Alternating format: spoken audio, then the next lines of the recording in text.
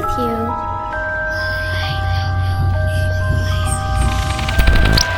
You're not afraid of the dark, are you?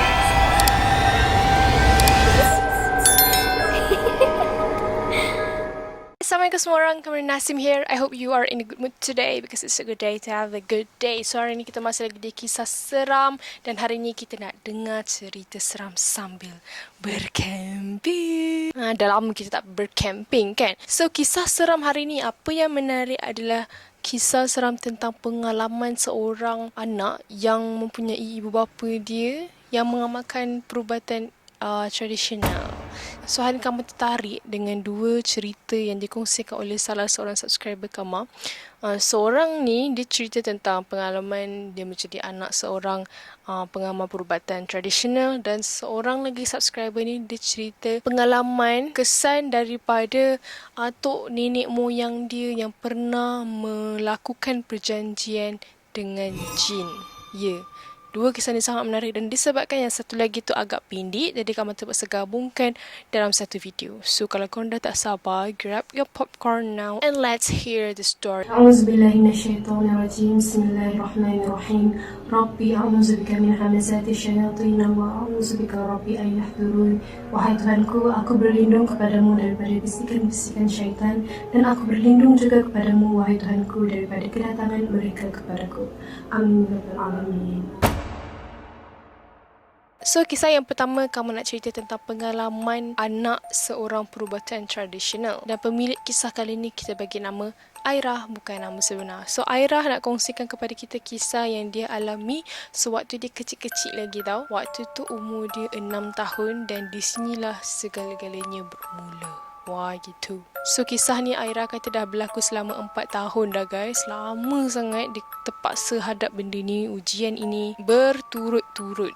So, waktu Airah 6 tahun tu, mak dengan ayah dia ni seorang pengamal perubatan. Cuma mereka ni mengamalkan perubatan tradisional yang macam urutan refleksologi. So, waktu kecil-kecil, Airah, of course lah, dia tak tahu kan. Tak pernah tahu, tak pernah dengar apa itu sihir, apa itu saka keturunan. So, ceritanya bermula ketika Airah ni berumur 6 tahun dan time tu pukul 12 malam. Dia tengah elok tidur di buai mimpi kan. Tiba-tiba Airah terdengar macam ada suara tengah mengilai dan suara tu seperti Ponti. Cik Ponti tu. So Airah terperanjat dan dia terus bangun dari katil, dia terus keluar daripada bilik menunggu ayah dia dekat ruang tamu. Tiba-tiba ayah dia keluar dalam keadaan macam tergesa-gesa. Ayah dia suruh Airah ni panggil kakak-kakak Airah untuk baca Yasin sama-sama. Dan dalam masa yang sama, ayah Airah ni bawa mak Airah keluar daripada bilik sambil ayah dia baca ayat-ayat yang biasa ayah dia buatlah. Ayah dia baca waktu ayah dia merawat orang lain. Dan time tu bunyi orang mengilai tu masih dengar. Dan suara tu kedengaran sampai pukul 3 pagi. Barulah stop. Tapi disebabkan waktu tu Airah ni masih kecil kan. Yang Airah tahu waktu tu dia dalam ketakutan dan dia tertidur sewaktu semua orang tengah baca Yasin malam tu. So itu cerita pertama guys. Kita masuk cerita kedua tahun depannya tu. Maksudnya waktu ni Airah dah darjah 1. Mak dia ni sebenarnya seorang guru dan mak dia buat mengubah orang ni just untuk pendapatan sampingan lah. So saat ni mak Airah dia daftarkan Airah ke sekolah yang sama dengan tempat kerja mak dia, which is dekat sekolah yang mak dia jadi cikgu tu. So ada satu hari ni waktu tu petang, mak Airah time tu nak balik sekolah. So sebelum balik tu mak Airah pergilah ke pejabat sekolah. Lepas tu waktu dia nak keluar tu, tiba-tiba mak Airah pengsan dekat depan pintu pejabat tu tau. Dan disebabkan waktu tu Airah ni kecil lagi dan handphone pun tak secanggih macam zaman sekarang, jadi time tu dia sangat panik, dia tak tahu nak buat apa. Nasib baik ada guru besar yang belum balik lagi, ada dalam pejabat tu, dia perasan kan. So Airah pun pergilah masuk minta bantuan daripada guru besar tu dan minta tolong untuk telefonkan bapak dia. Sampailah ayah Airah ni tiba kat sekolah tu, ayah Airah terus bawa mak dia masuk dalam kereta dan terus bawa balik. Sebelum sampai ke rumah tu, mak Airah tersedar tiba-tiba tau. Lepas tu mak dia kata, dah sampai mana ni? dekat mana ni? Lepas tu ayah Aira pun jawab lah, dekat dalam kereta, nak balik dah ni. Sampai je kat rumah waktu tu dah pukul 7 malam tau. Nak pukul 8 macam tu, dah ada maghrib-maghrib macam tu kan. Tiba-tiba lepas Aira siap mandi, Aira tengok mak dia dah tak ada kat dalam rumah. Aira keluar cari-cari mak dia. Sekali Aira ternampak mak dia ada dalam kereta. So Aira pun terus je lah buka pintu kereta nak suruh mak dia masuk dalam rumah kan. Tiba-tiba mak Aira bersuara, tapi suara tu bukanlah suara yang Aira kenal. Suara tu macam garau. So Aira tanya je mak dia kan, mak jomlah masuk rumah. Buat apa mak dia duduk dalam kereta? Mak nak pergi mana? So Aira terus panggil ayah dia, dan ayah dia terus bawa mak Aira masuk. Dan macam biasa, ayah dia rawat mak dia macam mana ayah dia rawat pesakit-pesakit yang lain. Dan dekat sinilah baru Aira tahu rupa-rupanya mak dia ni seorang yang lemah semangat. Dan Aira dapat tahu juga yang mak dia rupa-rupanya kerap pingsan dekat sekolah tu, disebabkan dalam badan dia ada benda yang dia tak mampu nak tampung untuk diteruskan hidup. So Aira teruskan dengan cerita yang ketiga. Waktu ni macam biasa, Aira dengan mak dia balik daripada sekolah. Waktu tu dah petang lah kan. Balik daripada sekolah agama dalam pukul 6.30 macam tu. Ayah Aira yang akan ambil diorang berdua daripada sekolah. So waktu on the way diorang nak balik ni, ayah dia adalah borak-borak kan dalam kereta dengan mak dia. Lagi beberapa minit je nak sampai, tiba-tiba mak Aira ni bertukar karakter. Terkejutnya Aira dengan ayah dia ni, sebab waktu tengah borak-borak dengan mak dia, tiba-tiba ada satu suara yang garau, yang besar, menakutkan. Dia cakap, aku nak balik. Ayah Aira ni sebenarnya dah pelik dah waktu tu, sebab ayah Aira ni terfikir sebenarnya apa yang kami bawa tu memang betul mak kan. Tapi waktu tu ayah Aira macam tak dapat hint lagi apa sebenarnya yang benda tu cuba nak sampaikan. Berkali-kali mak Aira ni cuba cakap benda yang sama, aku nak balik, tapi dengan suara yang garau. Wow. Asyik ulang je ayat yang sama. Sampailah dah sampai dekat depan rumah, mak Aira tak nak turun. Jadi ayah Aira pun keluar daripada kereta dan tanya dekat mak Aira, kau nak apa ni? Kenapa kau ikut kami? Jadi benda tu jawab, aku tak ikut kau, tapi kau yang bawa aku balik. Dan ayah dia jawab lah, bila masa pula aku bawa kau balik ni? Benda tu cakap, masa kat sekolah, rupanya dekat belakang sekolah tu ada satu pokok besar. Dan pokok tu sebenarnya tak pernah ada orang sentuh, tengok maupun lalu kat situ. And benda tu sebenarnya duduk kat situ. Situlah tempat tinggal dia. Jadi benda tu kata mak Aira ni sebenarnya terlanggar dia. Lepas tu ayah dia tanyalah, so kau nak balik ke tak ni? And benda tu jawab, nak, hantarkan aku balik. Jadi ayah Aira ni terus hantar benda tu balik ke tempat asal dia. Dan ayah Aira sebenarnya memang dah biasalah kan dengan benda-benda tu. And selesailah kes itu pada hari itu. Serupa-rupanya memang bapak dia ni bawa mak Aira tu, memang jasad tu lah. Tapi rupa-rupanya benda tu ikut dan merasuk dalam badan mak Aira. Cerita yang keempat, ada satu hari ni Aira ternampak yang mak dia macam tengah cari something. Kemudian Aira tanyalah dekat mak dia kan, mak cari apa? Lepas tu mak dia jawab, mak cari duit ni. Mak letak dalam Al-Quran ni semalam. Tu Aira cakap dekat mak dah cari semua tempat ke? Dan mak Aira cakap dah. Keesokan harinya, duit mak Aira ni hilang sekali lagi. Setiap kali mak dia simpan sepanjang sebulan tu. Kalau hilang setakat 10-20 ringgit tu, tak apalah juga. Ni sampai 100-200, sebanyak lah tu kan. Lepas tu mak Aira ni bagilah tahu ayah Aira ni yang pasal duit hilang tu. Sampailah ada satu malam ni, waktu tu pukul 10 lebih, tiba-tiba mak Aira ni macam meracau, menjerit-jerit.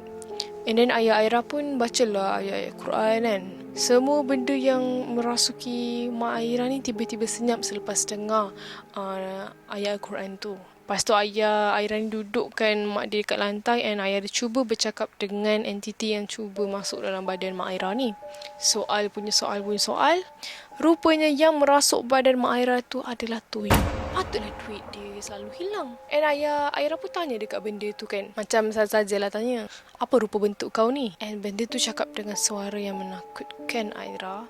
Dia cakap, gigi aku tajam, badan aku hitam, mata aku merah, dan kegemaran aku adalah kacang merah.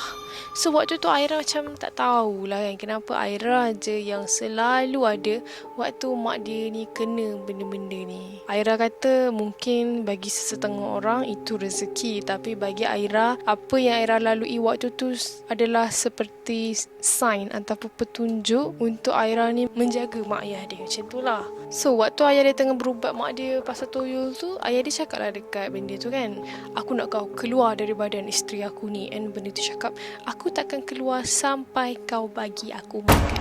Sudah, dia nak makan pula guys. Waktu tu Aira memang betul berada dekat depan mak dia. Sambil tu Aira bacakan Yasin.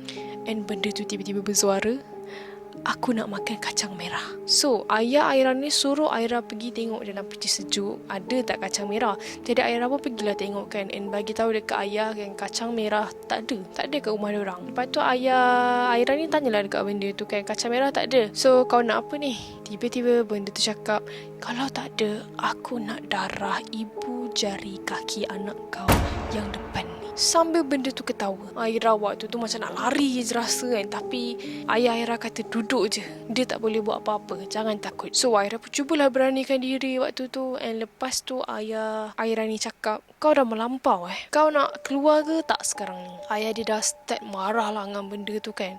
Sebab benda tu sangat-sangat degil, main-main. Jadi sambil-sambil tu ayah dia baca macam-macam ayat lah. And memang benda tu kata panas.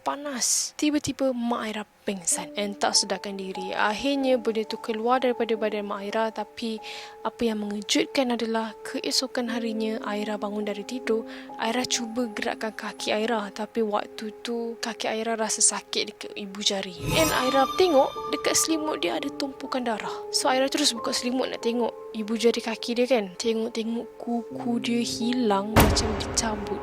Memang banyak darah waktu tu kan. So Aira terus menjerit sebab sakit. And then ayah dia datang, ayah dia baca lah ayat-ayat. Lepas tu ayah cakap tak apa, nanti pergi sekolah pakai stokin. Korang bayangkan, Aira kata waktu tu ngilu sangat. Sebab tak ada apa-apa, faham tak? Kita dah biasa ada kuku. Lepas tu bila kuku tu tak ada, angin lalu, memang rasa ngilu sangat. Pengalaman dengan toyol kan, of course lah, bila kita ni ada, orang kata apa, pengamal perubatan yang di sekeliling kita ni, memang macam-macam pengalaman dengan makhluk-makhluk halus ni kan. So cerita Aira yang kelima ni, waktu tu Aira pergi bercuti dengan family dia dekat Pahang. So ada saudara mara, semua ada waktu tu. Memang meriah lah suasana kan. So diorang bermalam 2 hari 1 malam. Dan kisahnya bermula masa dalam perjalanan nak pulang ke rumah. So dalam kereta tu waktu tu ada 3 orang, Aira, ayah dia dengan mak dia. Dan waktu dalam perjalanan tu diorang sampai ke Pagoh. And dia ada dengar juga lah orang Pagoh kan, orang kat Pagoh kata tempat tu antara tempat yang keras. So sampai je diorang dekat situ, diorang ada lalu dekat satu kawasan jalan raya ni, tapi kiri kanan tu hutan. Time ni Aira memang dah tertidur lah kat belakang kita kan. Tiba-tiba mak Aira cakap, bang, ada benda duduk kat atas pokok tu. Ayah Aira pun cakap lah, mana ada, tak ada benda lah. Dan dalam masa yang sama Aira terjaga waktu tu, terus bangun rasa macam nak tahu kan, sebab terdengar mak dia cakap macam tu. So Aira pun tengoklah ke arah pokok yang mak dia cakap tu. Tengok, tiba-tiba ada satu lembaga yang berambut panjang, baju putih, tengah bertinggik dekat dahan pokok tu. Aira terus terdiam, terpaku. Dia pandang ke arah depan semula and start rasa takut, meremang. Dan Alhamdulillah benda tu tak ikut diorang sampai balik rumah. Tapi waktu diorang nak teruskan perjalanan tu, mak Aira ni cakap, bang, saya nak terkencing lah. Ayah Aira cakap lah, tahan sikit boleh tak? Tahan lah, tak boleh ke? Kat sini tak ada toilet lah. Tapi waktu tu mak Aira memang dah tak tahan sangat. So terpaksa kencing dalam botol. Jadi ayah dia pun berhenti kat tepi jalan, temankan mak dia ni pergi kencing. Aira pun tunggulah dalam kereta seorang-seorang. Lepas je diorang selesai, masuk dalam kereta, diorang sambung perjalanan. Dan dalam perjalanan selepas tu lah diorang ni diganggu. Tiba-tiba kereta ayah Aira ni mati, sedangkan tak ada rosak apa pun, minyak pun ada lagi, bateri pun ada lagi. Tapi kereta tu tak boleh nak start enjin. Ayah dia cuba selawat, cuba tawakal, baca apa yang patut waktu tu. Sampai ayah dia fikir, ayah dia rasa macam ada benda yang tumpang dalam kereta tu. Tu yang kereta tu tak boleh nak hidup. So ayah dia call untuk orang tarik kereta diorang ni. And nasib baiklah ada orang yang masih ambil servis tu kan. Kalau tak dah tersadai kat tepi jalan raya gitu sampai esok pagi. So macam tu je lah kisah dia. Alhamdulillah diorang ni selamat sampai ke rumah. Benda tu just mengikut lah. Dan ini cerita yang terakhir, cerita yang ke-6. Ada satu malam ni, kalau tak silap Aira, hari Khamis, malam Jumaat. Waktu tu Aira daripada bandar, dia dengan kakak ipar dia dan juga abang Aira nak balik ke kampung. Tapi waktu ni diorang berdua nak hantar Aira lah, sebab abang Aira tu nak pergi rumah mak mentua dia pula. So dalam perjalanan nak balik tu, diorang ada lalu satu jambatan dan hutan. Tapi sebelum sampai tu abang dia ada cakap, jangan tegur apa-apa dan kalau lalu jambatan tu, jangan buka tingkap. Dan waktu tu yang memandu kereta tu adalah kakak ipar dia. Sebenarnya diorang ni baru balik daripada Johor Bahru. Diorang ambil abang Aira ni balik daripada kerja. Jadi abang Aira tidurlah kat belakang sebab dah penat kan. Aira ni duduk dekat seat depan sebelah kakak dia tu, kakak ipar dia tu. Setengah sedap borak-borak dengan kakak ipar dia tu, sampailah diorang tak perasan yang diorang dah sampai dekat jambatan yang abang dia duduk cerita tu kan. Tiba-tiba Aira perasan dia rasa macam tak sedar hati. Lepas je diorang daripada jambatan tu, Aira rasa macam kereta tu sengit ke kiri. And dia rasa berat tau, macam dia memberat ke kiri. Lepas tu Aira pandang kakak ipar dia. Kakak ipar dia pandang Aira. Dia pun apa lagi terus pecut bawa kereta tu, istighfar, selawat dalam hati. Sampailah ke rumah. Masa tu Aira ingatkan abang Aira tu duduk belah kiri dekat seat belakang. Rupanya abang tu tidur kat belah kanan. Waktu tu diorang pakai kereta ganjil. So siapa yang berat tu memang boleh rasa lah mendak kereta tu kan. Tapi waktu tu memang Aira kata rasa berat sangat sampai orang penumpang boleh rasa kereta tu berat. Lepas je sampai ke rumah, diorang ni nak bagi tahu lah dekat abang dia, tapi masing-masing senyap. Dan keesokan harinya baru diorang bagi tahu apa yang berlaku. Tapi alhamdulillah tak ada apa-apa yang berlaku selepas diorang pulang ke rumah. Mungkin benda tu ganggu ke, tumpang ke, wallahualam. So itu kisah daripada subscriber pertama yang Kamal cakap tu. Cerita yang kedua bagi Kamal agak menarik juga sebab pengalaman ni pengalaman yang mahal bagi Kamal. Hanya orang yang tertentu saja yang diberi ujian macam ni kan. Setiap orang ada ujian yang lain-lain kan. Jadi Kamal rasa macam best lah kalau dengar pengalaman daripada orang lain. Mungkin sedikit sebanyak kita boleh ambil pengajaran daripada apa yang mereka lalui. So next ni kisah tentang orang kata apa, akibat lah, akibat terkesan daripada nenek moyang kita yang zaman dulu-dulu tu membuat perjanjian dengan jin. Dan akibatnya adalah sekarang cucu dia, macam mana cucu dia nak adapt dengan benda-benda yang zaman dulu-dulu punya dia berkait sampailah ke zaman moden sekarang. Dan Kamal percaya ramai lagi orang yang tengah menghadapi benda ni, betul tak? So kita nak dengar lah pengalaman dengan orang yang terkena kan benda ni. So kita bagi pemilik kisah hari ni Syafiqah, bukan nama sebenar sebab dia minta tolong rahsiakan nama sebenar dia. So Syafiqah ni dia jenis yang mudah nampak makhluk halus disebabkan keturunan keluarga dia. Okay? Pertama sekali, arwah atuk dia seorang pengamal perubatan Islamik, yang ke arah Islamik punya. Dan arwah moyang Syafiqah ni pula seorang pengamal ilmu yang macam ilmu awet muda, ilmu nak tarik perhatian orang, boleh dikatakan ilmu memikat lah macam tu. And Syafiqah kata moyang dia ni dulu berasal daripada Kerinci, Indonesia. So dia banyaklah belajar ilmu tu daripada sana. Jadi sejak kecil lagi Syafiqah ni ada satu gerak hati yang tepat, which means apa saja yang dia jangka mesti akan berlaku dan mimpi-mimpi dia kebanyakannya betul. Memang betul-betul terjadi.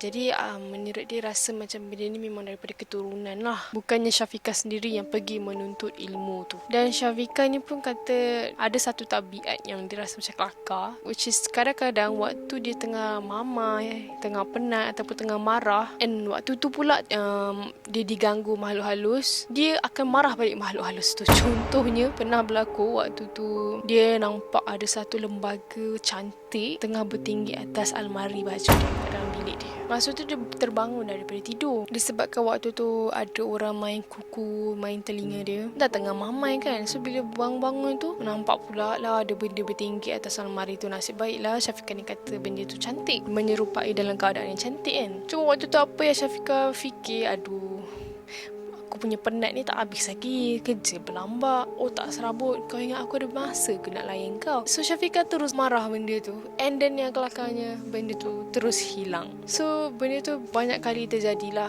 Bila kadang-kadang Syafiqah ni pun menyirap jugalah, bila dia selalu sangat ternampak benda-benda ni, makhluk-makhluk halus ni, dan makhluk halus pun tahu yang dia ni boleh nampak mereka sebab tu orang kacau apa semua. Jadi kadang-kadang benda ni memenatkan. So berbalik kepada cerita tentang keturunan keluarga Syafiqah ni, atuk dia, arwah atuk dia memiliki satu keris puaka. Moyang dia pun ada juga keris, tapi moyang dia ada dua. So keris-keris moyang dia ni perlu dimandikan pada malam-malam tertentu.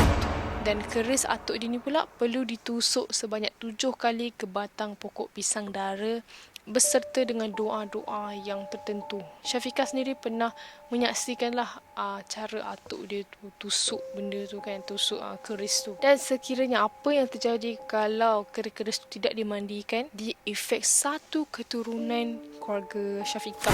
Satu keturunan dia ni akan rasa sakit dan gatal-gatal satu badan. Dan keris yang tak dimandikan akan kekal dalam sarung dan tak dapat dikeluarkan lagi. Setiap keris ada penunggu dia.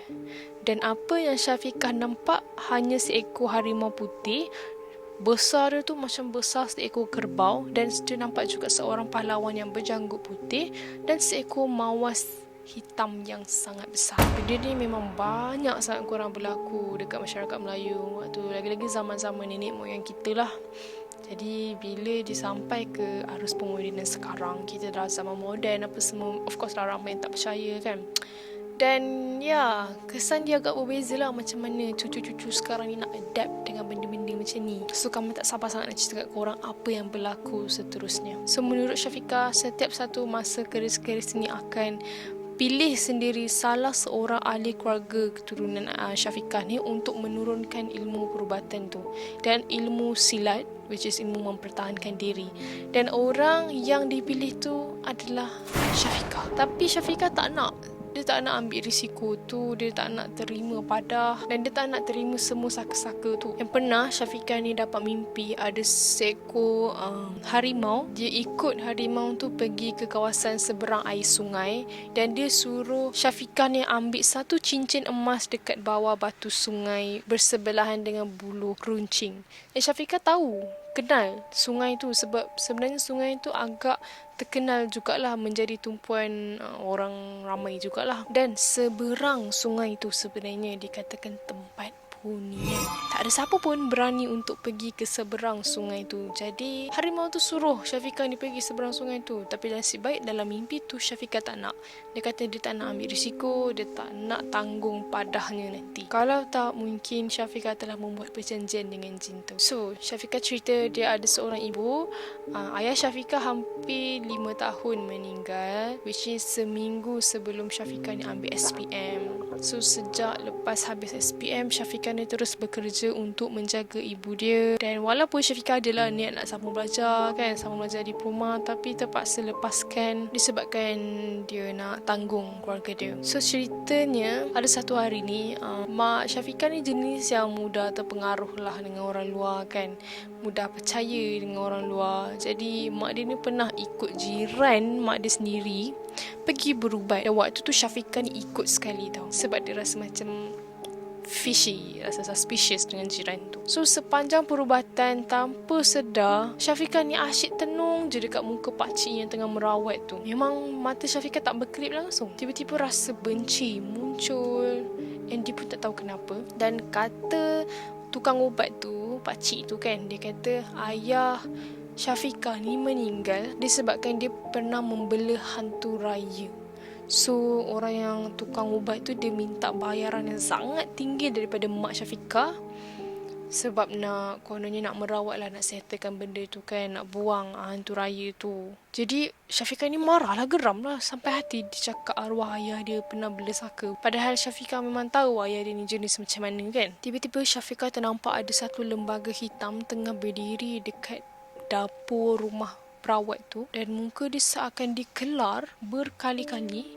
Biji mata dia merah, bulat, dan dekat muka dia tu menitik-nitik darah ke lantai. So Syafiqah cuba buat-buat tak nampak kan waktu tu, dan terus tarik mak dia balik rumah. Yang Syafiqah tahu esoknya mak dia ceritakan perawat tu lumpuh dan ada 3 bekas cakaran panjang dekat belakang badan dia. So Syafiqah tak tahu yang jiran dia ni rupa-rupanya ada simpan dendam ke, memang tak suka dengan keluarga Syafiqah ni ke, sebab rupa-rupanya jiran dia ni yang cuba untuk hantar santau dekat keluarga Syafiqah. Sekali lagi Syafiqah dapat satu mimpi, which is rumah dia dimasuki 3 ekor harimau hitam bermata merah cuba menyerang dia dan keluarga dia.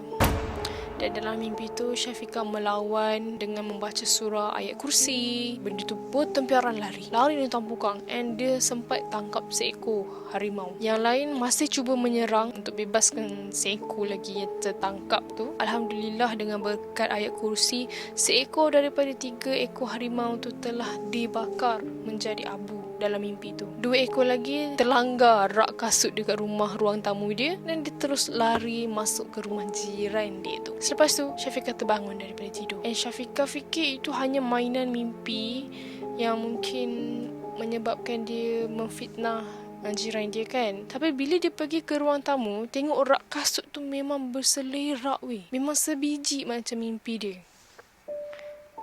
And dia tak bela seekor binatang pun dalam rumah dia tu. And then Syafiqah kan jenis yang boleh nampak kan. So waktu tu dia ternampak seekor harimau putih macam berlega-lega kat depan pintu. Kat ruang tamu rumah dia pun ada bau yang macam bau asap yang kita bakar, and ada bau bangkai. So dia cuba fikir logik, mungkin ada jiran-jiran dia tengah bakar sampah, tapi waktu tu sebenarnya pukul 3 pagi. So esoknya Syafiqah ni dia nampak jiran dia dah tak lagi datang berbual dekat rumah tu. Dia dah tak berbual dah dengan mak dia, dan 3 minggu selepas tu jiran dia meninggal dunia. Dia tak pasti sebab apa, tapi dengar-dengar macam sakit. So seminggu selepas tu diorang ni pergi jumpa seorang imam masjid yang merupakan seorang perawat jugalah, pengamal perubatan. Dan sebetulnya arwah ayah Syafiqah ni memang bersih dari segala perbuatan khurafat, alhamdulillah. Dan nasib baiklah mak dia tak bagi duit yang sangat-sangat tinggi tu dekat pakcik yang cakap bapak dia ni bela zaka kan, bela apa, hantu raya kan. Dan imam tu pun cakap memang betul arwah jiran diorang tu sebenarnya memang ada menghantar santau, dan ilmu dia sendiri tu memakan dirinya sendiri. So menurut imam tu, saka harimau putih dan pahlawan berjanggut putih yang Syafiqah ni nampak kan, sangat-sangat dekat dan suka mengikuti Syafiqah. And apa yang kamu macam goosebump kan, sebab imam tu kata kalau dengar betul-betul, langkah kaki Syafiqah ni bukan langkah kaki 2 tapak, tapi 8 tapak. So memang saka tu follow Syafiqah ni ke mana-mana Syafiqah pergi. And Syafiqah kata disebabkan saka ni jugalah penyebab yang baran Syafiqah ni kadang-kadang teruk, tapi kadang-kadang dia boleh kawal lagi lah. So 2 saka ni akan bertindak agresif sekiranya Syafiqah ni ada perasaan benci terhadap seseorang, dan itu jadi bahayalah kadang-kadang kalau Syafiqah tak dapat nak kontrol. So lepas balik je Syafiqah asyik fikirkan semula benda yang terjadi ni dan cuba membenarkan logik akal tu kan. So lepas Syafiqah buat sedikit research, rupanya asal usul kampung halaman moyang Syafiqah ni memang ada sejarahnya tersendiri, dan Syafiqah masih lagi cuba untuk cari punca macam mana perjanjian saka-saka keris lama dengan keturunan dia ni boleh terjadi. Kalau boleh memang Syafiqah tak nak benda-benda macam ni. Selalunya benda yang kita tak nak ni lah benda yang kita dapat. Mungkin satu ujian Allah nak menguji kita macam mana kita mengendalikan benda tu kan. Dan apa yang Syafiqah ni pening adalah sebab saka-saka keris tu dia nak mendampingi Syafiqah, tapi Syafiqah tak nak. Syafiqah kalau boleh dia nak cuba buang keris-keris tu, dia tak nak ada risiko jadi khurafat ataupun syirik pada masa akan datang. Tapi keluarga dia suruh simpan keris tu, dan buat masa sekarang keris-keris tu masih dijaga rapi oleh salah seorang keluarga jauh Syafiqah. Tapi saka-saka keris lama tu tetap mengikuti Syafiqah setiap masa. Dan Syafiqah ada memberi pesanan sikit untuk kita semua. Belajarlah ilmu apa pun yang kita suka, tapi jangan sampai kita salah ilmu yang boleh memakan diri sendiri dan membahayakan anak cucu.